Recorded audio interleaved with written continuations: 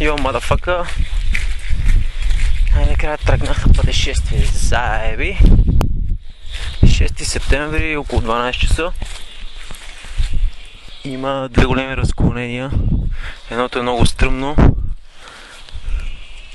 Другото е по легато. Бях решил да ходя по легато, но като се обърнах и видях шибаната маркировщица, как тъпите българи са сложили на много подходящо място. Добре, че се обърнах да го гледам за още един последен път разклонението. В момента потеглям по якия наклон. Вече съм стабилно изпотен. Раницата се лепи по гърба ми, свалих се тениската, защото просто не се издържаше. Слушам Soilwork и яко ми е дженк. 12:15, невероятно якия бум на Soilwork свърши. Аз съм извън Богослов. Това е рекорд, дами и господа. Може би 1 час. Нинджа съм. Заеби. На път съм за студен кладенец. Да, реших да не се изгубвам в изгубеното село, защото така иначе искам да бъда изгубен, да не ми се търси нещо, а и не ме кефи да се разкарвам по селата. Предпочитам гората. Подбора на музиката ли? Ами, в момента слушам 3 Doors Down. 12:25. Заеби. Изморително е. Пред малко направих първите 2 снимки на... аз не знам на какво, някакви къщи там. Болите фалангата. Йоу, бебе! И понеже всички знаете, че съдбата е шибана кучка, и пусна една много яка песен на 3 Doors Down, дето тия дни ми е баба мамичката. If you're afraid to fly, then I guess you never will. You hide behind your walls of maybe nevers. Стия толкова. Пред мен се разкрива много яка гледка, малко кривнах от пътя. Някой измислена пътека. Не е измислена, защото е доста голяма. Явно преди време са минавали някакви глупости от тук. Обаче не знам на къде води, но си мисля да проверя. Нещо, което се опасявам, е като гледам, тук повечето гора е широколистна, което малко ще ме затрудни вечерта за огъня, но се надявам, че ще намерим гололистна гора и по-лесни подпалки, защото се направих на про и не иска да си вземем никакви подпалки, за да видим дали ще мога да запалим огън. Псевдоскаут, дето съм. Адиос! Опа, проверка на проверка на компаса. Според него се движа югоизточно от Кюстендил. Мислех, че пътя е строго на юг, ама явно съм голем тапак, да си мислям така. И надявам се да намеря някаква готина гора като тази тук, която съм в момента, защото все едно някой е събирал съчките направо за огън. И супер яко, ама просто много рано, няма как да останам тук. И затова ще търсим друго място. Hello!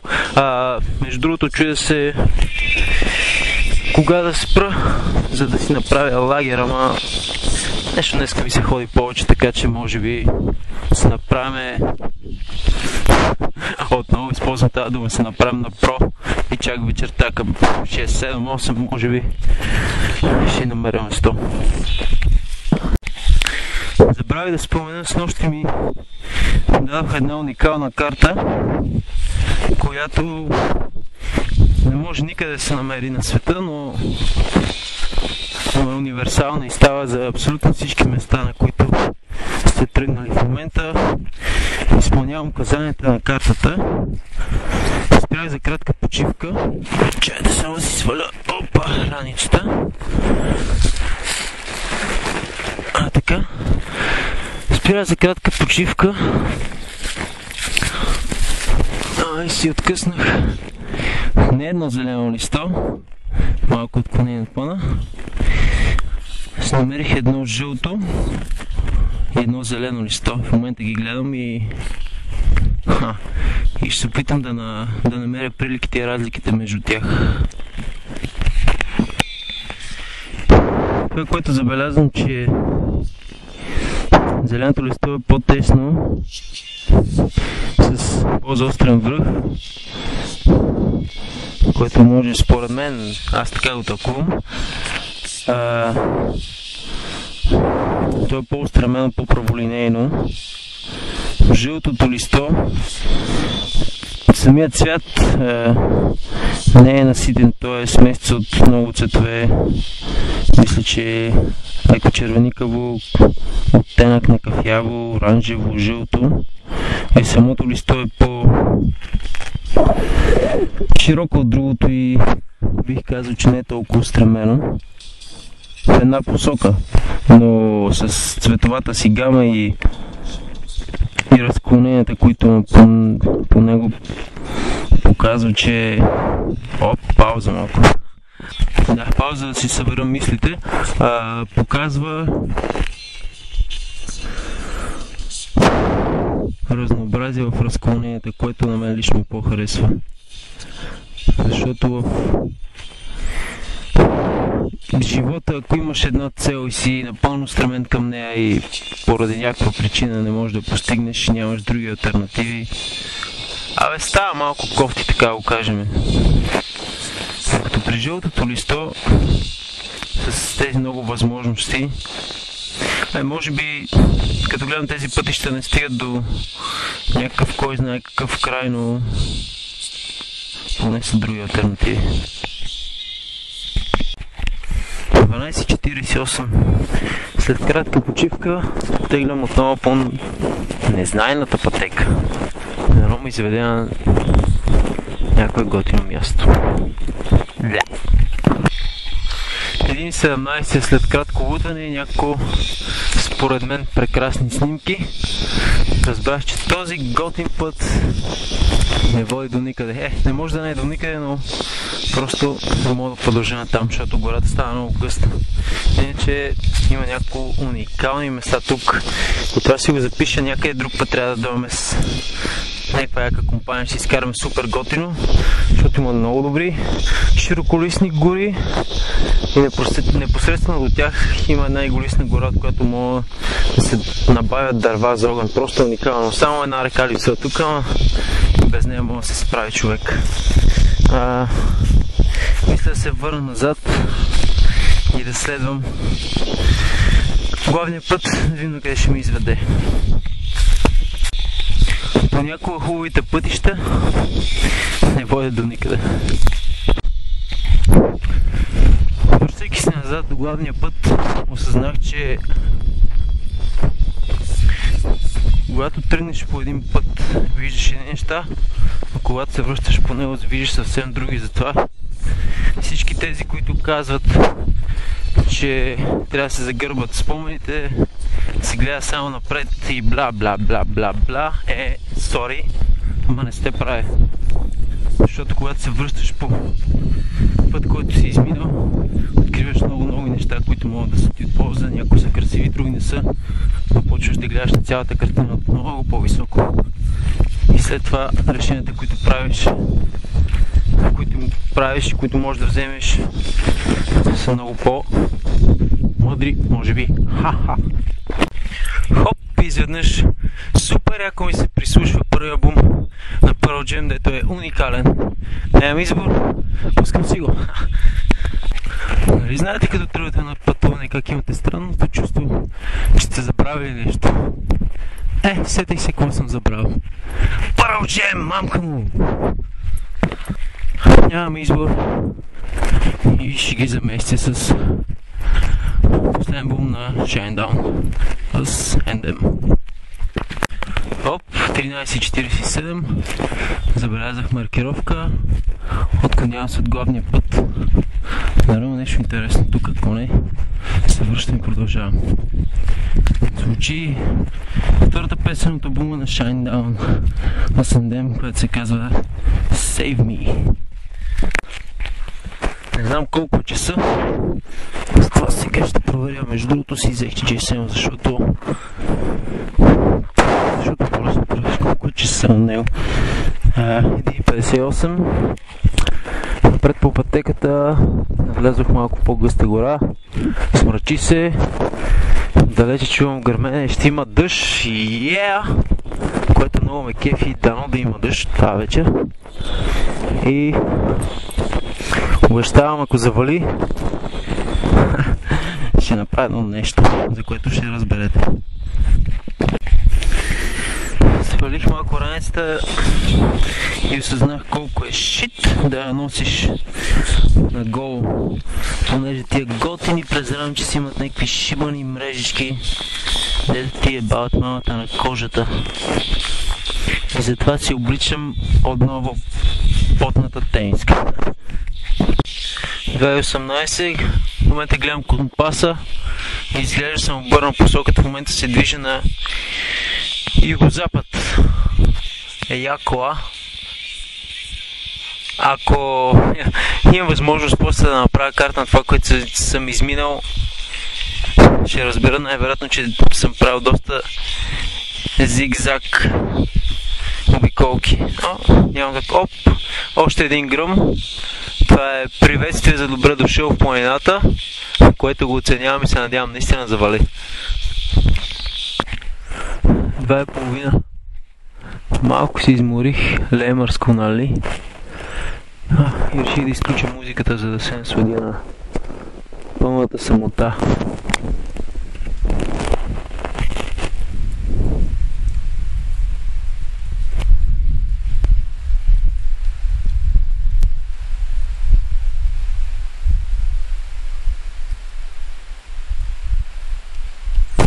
Може би чувате вятъра, а може би не, аз го чувам.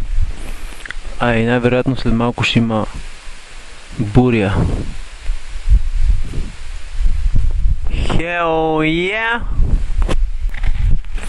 2.40. Бах ти магиосаната гора, набрал си бег, заспал с едно. И в момента супер много ме мързи. Мисля, че е време да продължа напред. Защото ако завали, поне искам да си... Не, че много ми пука. Ама поне искам да съм си намерил нещо, що годе като подслон или място за лагеруване. 2.55 и отново съм на разклон и отново няма маркировка. Брилянтно! Една пътека води надолу и надясно. И там в далечината в гората виждам някакви постройки, може би някаква хижа, не знам. Този, дето отива наляво, си изкачва бавно нагоре. И аз, понеже съм тръгнал да се качвам някъде, не да слизам, поемам по левия път. 3 часа и 4 минути. Прекалено рано желанието на Дарко се изпълни. Загуби се. Hell yeah! Само ми се струва, че ще отварят някакви карти, се гледат маршрути, глупости на тази карта, ето имам. Не е много добре да ми помогне нещо, ако не. Продължавам на некъде и това е. Къде стигне, после се връщам, се оправям. 3.15 разгледах обстойно картата, поиграх с компаса и разбрах, че ми остана нещо за домашно, като се прибера. По-подробно разбера как се борави с компас. Hell yeah! Изглежда трябва да вървя на юго-запад и в момента малко съм се отклонил. Се чуя какво направя да проверя къде излиза тази пътека. Ако случайно мерна маркировка, се ориентирам по нея. И може и после, ако намеря нищо, ще се върна назад. Най-вероятно това ще направя. В околността, като гледам, в момента съм на една поляна, в която се виждат 1, 2, 3 3 планински върха, на които си нямах представа имената.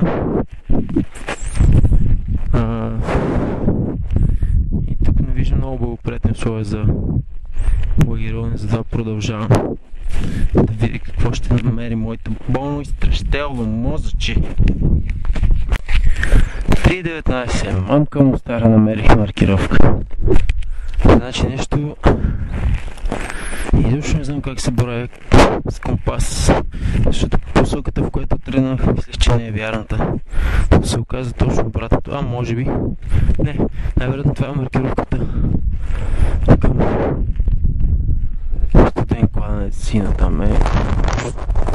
Да, оставям едно домашно. 3.21. Брилянтно. Нов разклон. И отново няма маркировка. Направо прекрасно.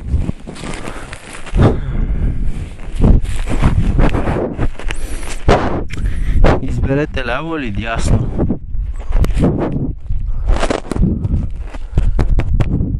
Добре, и аз избирам дясно.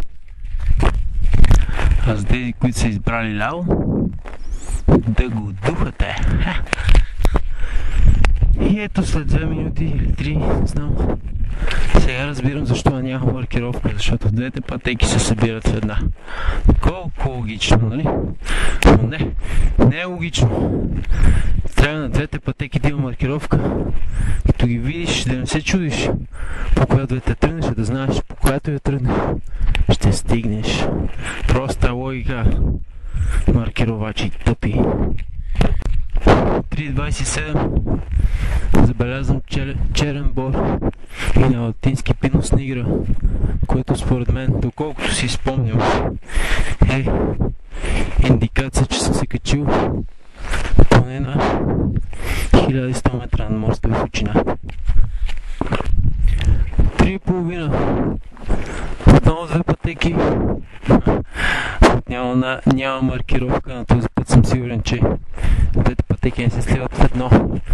Колкото мога да разбера от това, което виждам, е, че може би и двете пътеки заобикалят не същата гора от две различни страни.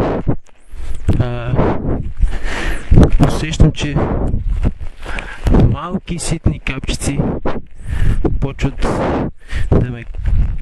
да ми къпят лицето. Да, май ще вали. И ако е така, скоро ще направя това, което ви бях обещал.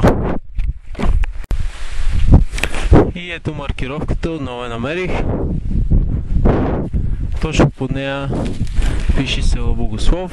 На едно друго дърво срещу това, което гледам в момента, също е маркировка, която също сочи село Богослов. И знаено защо в момента тази пътека ми изглежда много познат. Мисля, че преди съм минавал от тук. Но като продължим напред, ще я разберем. И понеже, както предполагах, заваля, сега ще направя това, което ви обещах. It's a raining man, hallelujah, it's a raining man, oh yeah. Много яко. В момента се събличам. Оп, да оставяме раницата. Събличам се гол, защото съм супер motherfucking pro, yeah! Както Емо казва в едно ревю на DuckTales. Само секунда си сваля тениската.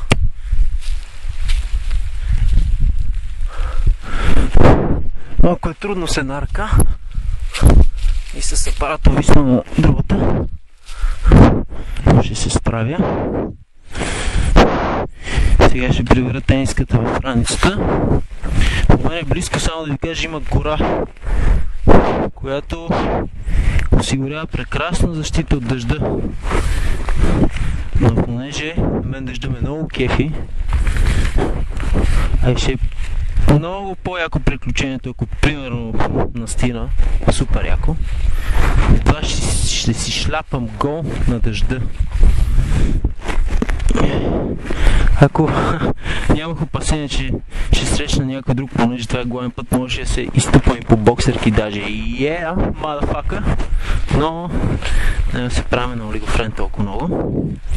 Защото това е само първия ден. Има още много време и много простоти да се направят. Ако преди това, разбира се, не ме изяде някой вълк. Hell yeah! Дано да ми измокри както трябва. Часът е 3:50 следобед. Току-що подминах, я да видим как се казваше, само приключенско екоселище Иглика. Дъжда още си перка, още ме перка по тъпата киферица. И в момента се чудя на къде да хвана, защото гледам някакво шосе. Може би излиза на главния път, дали изляза? Ще изляза, защото аз не съм про. Преди малко казах, че съм про, обаче излагах. Аз не съм про и не знам пътеките. Но не съм про, но съм смел, защото съм тръгнал само с един чифт, камуфлажни дънки и една тениска.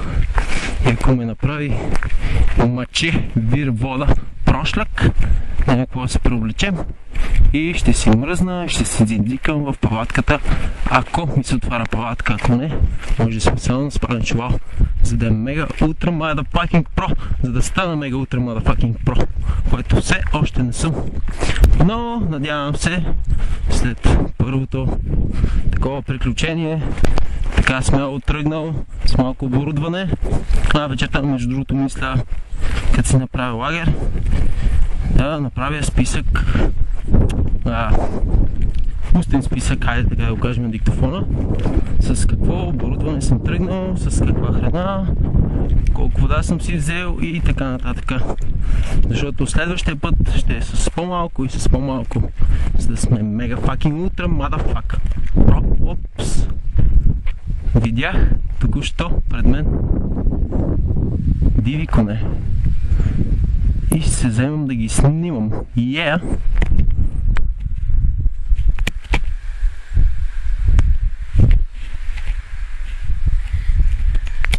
Hell yeah! Надявам се, че снимките ще станат добри. Един от тях ме гледа много любопитно и се чуди дали не съм motherfucker гадно копеле. Ама аз не съм motherfucker гадно копеле, затова ще се опитам да го приближа и да го снимам. Ако ми даде да го пипна, още по-добре. Ако ми наби един къч, като се съвзема, ако се съвзема, ще кажа какво е станало. Вижте колко тъпо е вързан този кон. Диви коне, дръжки и аз съм един глупак. Кончо, защо си вързан? Даваш ли ми да те отвържем, а? Не даваш. Дева копалетата, къде сте вързали? Педераси, нали?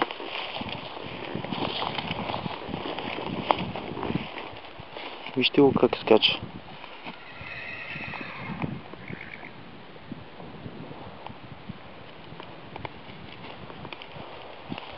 Жалка гледка.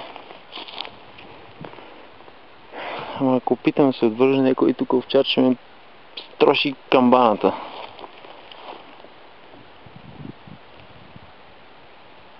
Мамка им дея.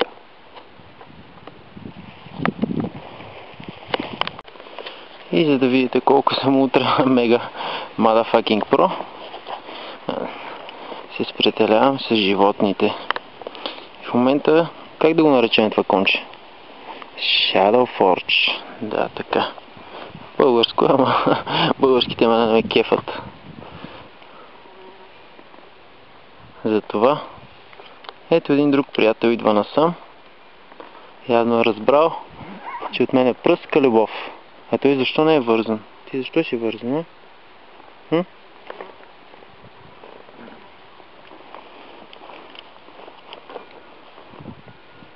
И вижте как сега ще иска да дойде при мен. Най-вероятно не. Не съм толкова красив. Ти как се казваш? Само не палатката, моля ти си. Няма взими. Как се казваш ти?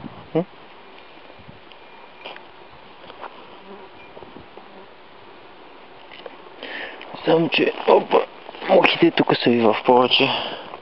Ми се струва. Нали? Няма с какво да ги прогоните.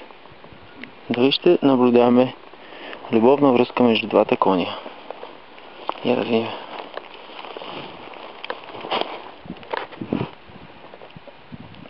Hell yeah! Айде, целунете се.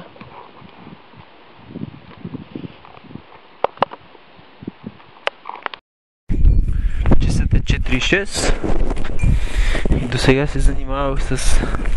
Бях коногледачка за малко. Снимах се с едно готини кончета. И това, което най-много ми хареса, го кръстих. Вече знаете, но аз все пак да повторя. Кръстих го Shadow Forge. И причината за това беше...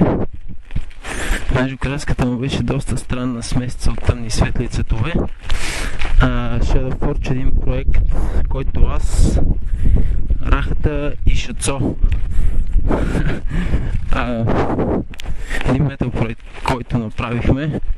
Има няколко демо песни, които не са завършени. Естествено, нищо не се завършва и никога не се завърши, най-вероятно. Кой знае, Шацо, ако го чуе това, че откачи. Ама, така стоят нещата с Шацка бате, защото Дарго предпочита повече да записва сам неговите гранчарщини и лайна. Така че няма да се сърдиш, ако Дарко не намери сили за този проект. Но ще се постарая да намери. Но не обещава със сигурност. Оп, току-що, само казвам оп, току-що в далечината забелязах хора. Съвсем за малко ги мернах, мисля, че са 3 човека, едно момиче, 2 момчета. Но май заговорчено не ми се разправя с глупости. В момента, една или 2 минути след последния запис, се намирам на главното шосе за Студен кладенец и Трите буки и току-що прекосявам една хубаво значение на пътя, което пише финал. Не, баца, не е финал, за мен не е. Сори, ама какво се прави, брато? Току-що подминах комплекс Студен кладенец и комплекс Лима. Какво тъпо име? Лима, има, нема. Добре, как ги измислят тия имена? Не ми е ясно. Смрачило се, дъждът спря. Ако това може да се нарече, че нещо като дъжд иска да ме измокри, но не стана. В момента съм си сложил тениската, защото раницата супер много ми убива раменете без нея. И продължавам нагоре, но тъй като леко се е смрачило. Аз обичам мрачната обстановка. Ще подсиля ефекта с един много як албум на iStart. Понеже е мрачно, аз искам да е мрачно настроението и всичко да е мрачно. И затова избирам албумът Dark Saga. 4:26. В момента заваля супер брутално и желанието ми се изпълни. И сега си свалям тениската, за да се насладя на прекрасния летен дъжд. Hell yeah! Супер яко вали, станах мъченце за точно минута и половина. Надявам се, че дъжда няма повреди техниката, затова ще скрия апарата някъде надълбоко в раницата, само да си намеря малко под слънче да го скрия и продължавам да ставам мъче. Oh yeah! Чуйте само звука!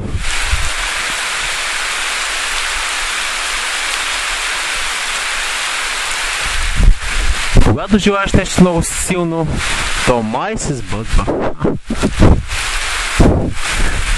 Надявам се да мога да изсъхна до утре. Палатката не се намокри много. И също така изпълня чувал ще е добре, ако не е мокър. Ако е мокър, ще спиме на мокро, няма ядове. Ще направим един голем огън и ще се сгреме. Тъкмо ще оценя силата и топлината на готиния вечерен огън. Дъжда си еба майката, аз май не съм нещо мега ултра motherfucking pro, затова се скрих под едно дърво, ама си перка стабилно, така че искам, тази вечер ще спим мокър. Дано намерим някакво по-готино место. Опа, в момента се сещам, че повечето дърва ще са прогизнали. Hell yeah! Но няма да се предаваме. И решението, както може самия да се усетите, вече е взето от Дарко Супер Motherfucking Pro, понеже Супер Motherfucking Pro в момента си мисли как да се прибере, защото си еба майката, всичко подгизна и май ще си слага тениската и ще си шляпа надолу по дъжда. Готината безстрашна екскурзия на готиното безстрашно копале, да само знае да говори, е към своя край. Там, дето пише финиш, май познаха малко на пътя, само че беше малко по-нагоре, но няма значение, аз пак ще мина оттам. Току-що на връщане подминавам хижа студен кладенец и познаете какво. Студено ми е. Оу, yeah! Братонките ми джвакат. Дънките от тежест още малко ще почнат да ми се влачат по земята. Добре, ще вземах колан. И в момента цялата вода, която се стича по лицето ми влиза в очите. Но няма проблеми, защото дъжда се усилва и аз продължавам да слушам iStart. Конете са се преместили, в момента ме гледат. Я да видим моето конче Shadow Forge, колко е мокро. Опа! Пропаднахме малко. Да се притеснявате, кончета. Shadow Forge.